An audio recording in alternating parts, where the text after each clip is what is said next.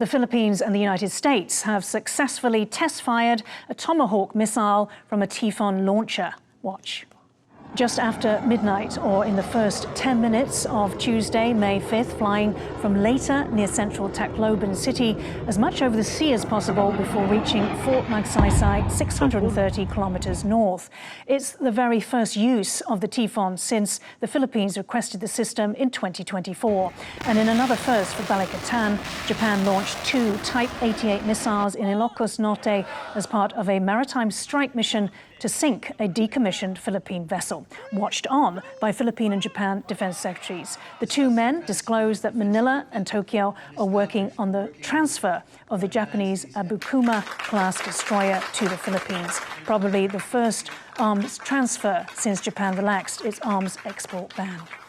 We also agreed to move forward with discussions aimed at realizing comprehensive equipment cooperation with a view to the early transfer of Abukuma-class destroyers and TC-90 aircraft, as well as other defense equipment. Against the backdrop of an increasingly tense regional environment, we concurred that both sides would hold consultations when necessary to ensure the security of both countries and the peace and stability of the region. In particular, as unilateral attempts to change the status quo by force or coercion continue to be observed in the surrounding waters of our two countries. China responded characteristically like this.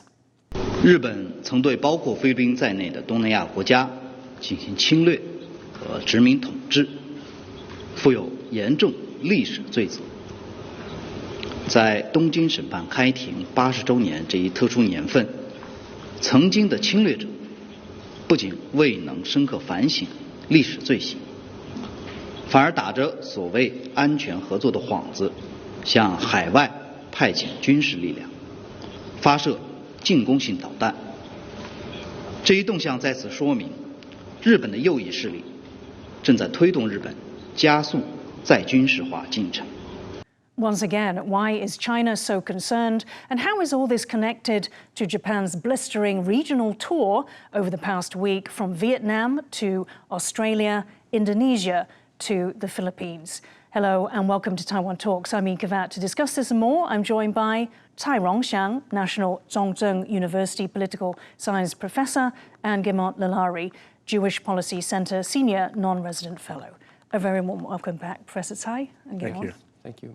But first, the Tomahawk travels at Mach 0.75 or around 880 kilometers per hour, allowing sustained flight over 1,500 kilometer or even 1,800 kilometer range while maintaining a low altitude flight profile that reduces detection by radar systems. In the May 5th test in the Philippines, from its central Philippine launch site, the missile maneuvered to reach the country's eastern coastline northward and then through the coastal area of Aurora province before crossing inland to Fort Magsaysay. We do need to point out that the munition was inert. That means that there were no live rounds and no high explosives were involved in the test. This is the Philippine Marines spokesperson. Mag-hit talaga ng target to as small as a window. Kahit bintana ay yung target from afar, kaya niyang palusutin yung Tomahawk. G-Man, so like hitting a window but 600 kilometers away, you know, what can we say about the precision there? Well, I think that it's a good analogy. I'm not sure it's accurate, but it's good enough. Yes, it's very good at finding a target far away. And as the video mentioned, the Tomahawk uses its internal system to look at the ground, and as it's moving, it doesn't emit anything like a radar. It does digital scene matching area correlation, and so basically it's seeing its path, and then when it gets to the location, it looks for the picture of what it's supposed to hit, and it goes for it. And at the terminal part, it's flying at a very low rate, but then it can maneuver and turn, and then get to the target, and so it's very difficult to hit. So it's got low altitude stealth, it's got surgical strike, it's got all these things, and it's been in use for quite a while. Yeah, and so we showed that it was from the central Philippines hitting a target in the north. If it had started from the north, how far would it have got? Okay, so if it was in northern Luzon, it could reach anywhere in Taiwan. it could hit cities like Fuzhou or Quanzhou in China from there. The test range was only 600 kilometers. It can actually range much farther, up to 1,600 kilometers, and it could reach Hong Kong, Hainan, Shanghai, etc. So it also can put at risk any Navy assets from the PLA that might try to transit the Bashi Channel. Okay, so Professor Tsai, what message does that send? A Tomahawk fired from a Typhon on Philippine soil operated by a Philippine-US team? I think it's a real game changer because it breaks the logic of China's carrier killer strategy.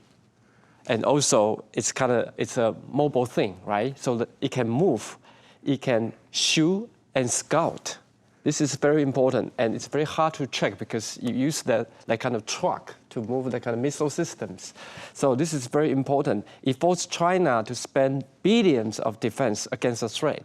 So the kind of system, especially this kind of advanced missile system, can strike anywhere, anytime, fundamentally shift the regional balance of power.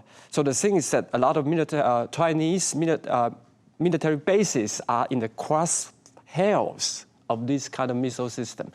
So it's an offensive system, of course, but they're going to use that as a defensive purposes. Yeah, but it's deterrence. Yeah, it's for deterrence, credible deterrence. So what does it say, Gemont, in your view? It says that the Philippines and the United States are serious about defending the Philippines, and it's part of the treaty between the Philippines and the United States to defend the Philippines from aggression. And also, it reinforces within the Philippines that the U.S. is helping the Philippines with its defense, and it's serious. And I think this is a good message to the people of the Philippines and also to Taiwan, because it shows that the United States is active in the area. Professor Tsai, why wait the 2 years? I mean, originally the system arrived in 2024 at the request of the Philippines. You know, why now, 2 years later? Because the whole situation is different. The environment is different. So they are not waiting for the technology. They are waiting for the necessity, because this is very important, especially China is pushing harder and harder to the Philippines. So this is the time to fight back, literally, right? So this is very important because as we know, the summit is coming soon. So it's kind of like Xi Jinping and Donald Trump. And Donald Trump, right? So it's time to show Xi Jinping, the first island chain is a fortress, and this is very important, especially for a trade dealer like Trump. He likes to negotiate with the position of strength, not weakness. Okay. So Tomahawk missiles are very, very important, especially for this negotiation timing. All right, Gemont. I think, in addition to what the professor said, I think that also this has been a buildup for the last 2 years in terms of practicing between the U.S. Army and the Philippine Army, practicing moving logistics, support, and training the Filipinos on how to use the system. And so it's also a visible deterrence. It's something that you can see, touch, as opposed to cyber and space are a little more ephemeral. And also, the bigger context, of course, is it's not just the U.S. and the Philippines, it's also the Japanese. So you see this whole integration of north and south of Taiwan, which is fantastic.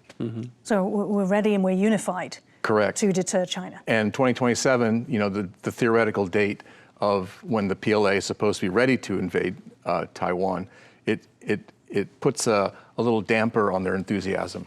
Okay. Now, after months of discussions, Japan and Philippines are moving forward with the transfer of 6 used Japanese Abukuma-class destroyers to the Philippines. With the missiles removed, the 2,200-ton vessel is designed for coastal defense and anti-submarine warfare. It maintains a 76mm main gun, close-in weapon system, harpoon anti-ship missiles, and anti-submarine rockets, as well as lightweight torpedoes. And in Indonesia, Koizumi stopped before the Philippines. Indonesian Ambassador Heri Ahmadi confirmed to the Japan Times that Jakarta considers buying Japan's 3,900-ton Mogami destroyer as a priority. Now, 11 of these are already being sold to Australia. Takaichi Sanae visited Australia last week and called the country a quasi-ally. Okay, Professor Tai, let me ask you. So the Abukuma destroyer, it's a used one for the Philippines. How important will it be for maritime security? Yeah, it's very important because those ships provide the Philippines, I think, with something they have been lacking, because it's a reliable multi-mission platform for surface warfare and anti-submarine detection against China's gray zone activities. So, because China have been using Coast Guard vessels and maritime militia to go after the Philippines patrol vessels. So these destroyers give Manila a more muscular presence that cannot be easily bullied by Chinese Coast Guard big vessels. So, Gemon, it's been reported that this is the first transfer since Japan relaxed its ban on the arms exports. What does it signify about the security alignment of the Philippines and Japan? First, I'd like to point out that Japan is designated by the U.S. government as a major non-NATO ally, which means that all of the weapon systems it uses are NATO compliant, both what it has from the U.S. and what it builds. Therefore, the Abukami is a NATO compliant weapon system. The Philippines is also a major non-NATO ally, according to the U.S. government. And so that means its weapon systems are all NATO compliant. So therefore, as Japan starts giving or selling weapons to these countries in the Indo-Pacific region, then that means that the countries themselves will also be NATO compliant, which means in the future, if they choose to work with the countries that are pushing back on an aggressor like China, they will be able to function as a unified totality. A little bit like that kill web that we spoke about. Correct. Yeah. Professor Tsai, I just want to drill down a little bit about this idea of the convergence of their security interests. I mean, is it acknowledgement that the Philippines is strategic depth for Japan, that in a sense the Philippines' security is also Japanese security, or is that going too far? Yeah, it's like a defensive line between Japan, Taiwan, and the Philippines. This is so important because we know the total of parts is bigger.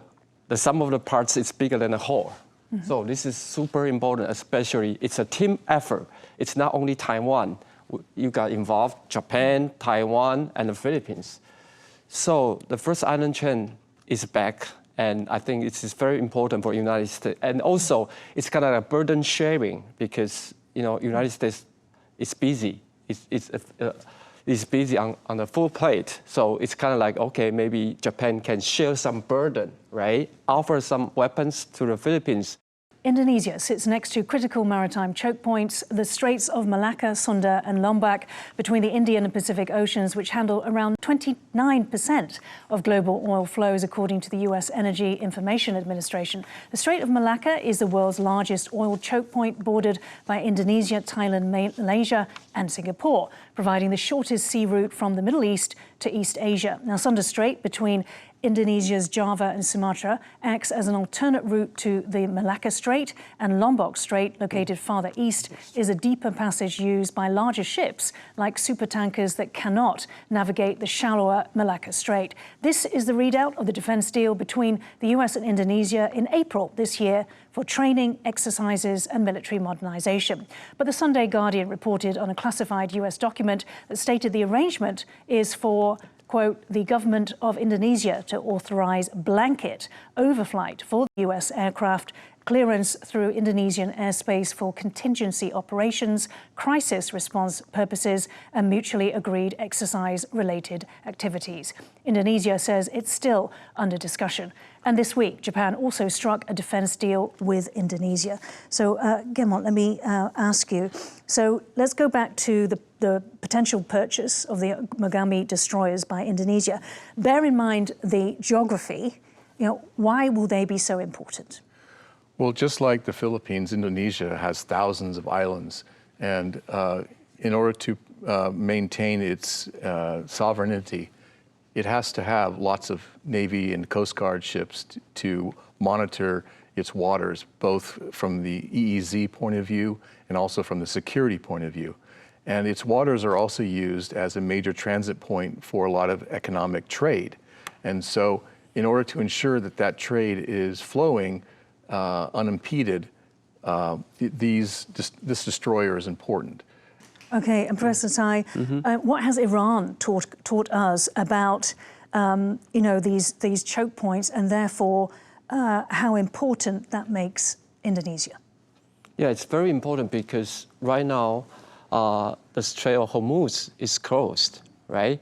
So the Strait of Malacca is getting so important because this is kind of like another choke point, especially for Southeast Asian countries. And this is why Jakarta, they try to get more capability, especially they have to, protect the security, especially for the Strait of Malacca. So in terms of against China, because China has some issue patrolling, the North Natuna Sea, especially for the Indonesia. In the South China Sea. Yeah, for Indonesia. So it's a big problem for Indonesia as well. So they try to build up their capabilities. I think this is very important, especially they try to have some relationship between Japan and Indonesia. Okay, so Gemont, any coincidence that there was the US agreement and this possibly this overflight agreement and the Japanese one so close together? Yes. And also during the Iran war? It's all connected. Right. I mean, it's all messaging, right? And so there's a kinetic part, there's a diplomatic part, there are economic parts to this, but basically the veto on the maritime choke points that Indonesia sits on top of not only the Malacca Straits, but the Sunda and Lombok Straits. Nearly 2/3 of China's maritime trade goes through those things. So it's important for China too. It's not just important for the Southeast Asian countries. Yeah. And so I would say that that by Indonesia declaring that basically a neutral player in this and that it will keep everything open, it's a really useful thing for the United States and Japan and other countries to know that they can move through these areas without getting caught up, as we've seen in the Straits of Hormuz. Do you sense that they are hedging or are they actively defending against China? I think they're doing both. And considering that the president of Indonesia used to fight communists in the 60s, I think that he probably has some hesitation about getting too close to China. Right. Last month, China used the Iran war to try to coerce Taiwan. Listen. 和平统一后，两岸将实现互联互通、应通尽通，完全可以弥补台湾在电力、天然气、原油等方面的短缺，为台湾的能源资源安全提供可靠、保障。 The trips this week and last week by Japan to Vietnam, Australia, Indonesia and the Philippines weren't just about security and defence. Japan is consistently the most trusted major power among ASEAN countries. In this year's State of Southeast Asia survey, Japan leads on 65.6%, while followed by the EU on 55.9%, the US on 44%, China on 39%, India on 38%. In Vietnam, Takaichi, Sanae expanded Abe's free and open Indo-Pacific concept on its 10th anniversary by linking together maritime security with economic security. Professor Tai, let me ask you, so we know that the alliance model, the US alliance model, has traditionally been about defense and security. What do you make of Japan now redefining it? Yeah, because you try to have multiple middle powers, right? And each country can contribute different capabilities. For example, Australia offers nuclear submarines in the future, right? And they can share intelligence. And for the Philippines, they provide bases and the intermediate range missiles like Tomahawks, right? Indonesia, they can secure the checkpoint in Malacca Strait. So the overall deterrence can be strengthened without U.S. So it's very good for the United States. Okay, you guys pull your own weight and you get together. So that's a good explanation, Gemon, of why these four were chosen. They sit at this kind of intersection, isn't it, between choke points, sea lanes, maritime security, supply chain. Let's go back a bit to the economic security side. What was that component of these trips? And again, how powerful is that? We started off this section with the coercion of Taiwan. How important is that in the face of this blatant economic coercion by China? For example, Vietnam represents to Japan a vital hub for supply chain diversification. Vietnam is Japan's second largest supplier of rare earths after China. Takaichi pledged $10 billion through the Power Asia initiative to secure energy resources, including oil, and for Vietnam's Ninh Song refinery. Also, regarding Australia, also is a quasi-ally providing resource security for Japan. The focus was placed on critical minerals like lithium and rare earths, liquefied gas, essential for Japan's high-tech and energy sectors. But it's not just one way, it's also the other way. Australia gets from Japan a guaranteed high-paying market for its resources and a sophisticated security partner that shares similar concerns. The Philippines is also an important economic factor. The focus was on energy transition and LNG infrastructure to ensure energy resilience. And so what do the Philippines get? They get modernization of its Coast Guard and military via Japan's official security assistance and no strings attached alternative to China's infrastructure loans that often carry high political costs. So each country gets benefits and in the economic and in the military dimension. Professor Tai, you spoke about Japan's role. How powerful is it that it appears to be emerging as a regional architect? I mean, my question is, has China awoken the sleeping giant? I think so. Yeah, because it's kind of, they try to test their own medicine because China is very assertive, right? Especially try to push back. They try to say Japan is developing militarism, something like that.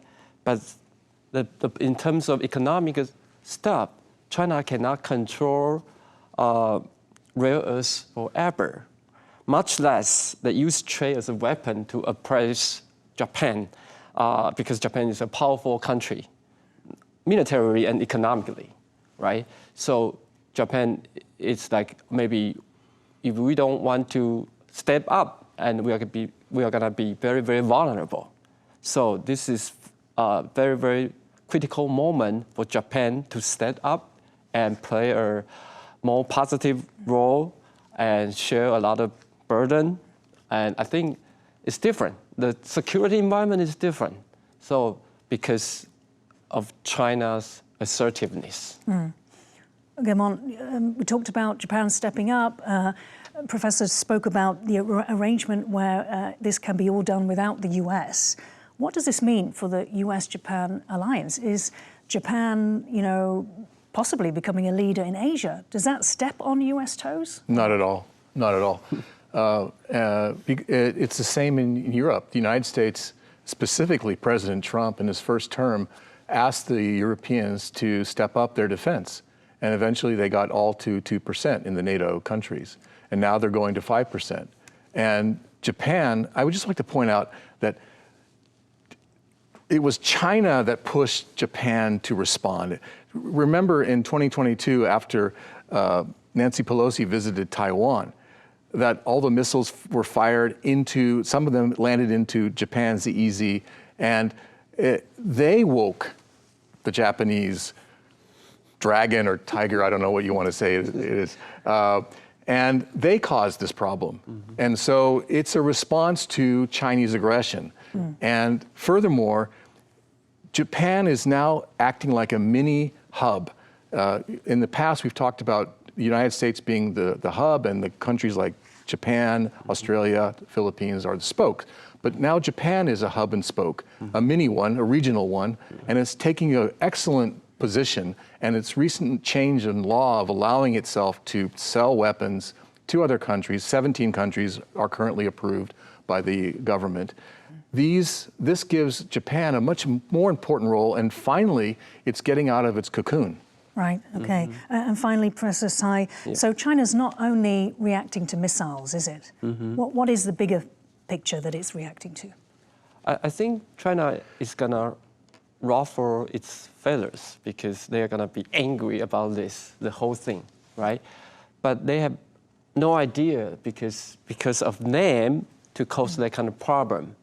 Japan just tried to respond to that kind of situation. Okay, we'll have to end it there. Thank you so much, Tsai Rong-shan and Gemont Lalari, for joining Taiwan Talks. If you liked our show, please search for us on YouTube, give us a thumbs up, and hit subscribe to our channel. Thank you for watching the show today. Stay safe and see you next time.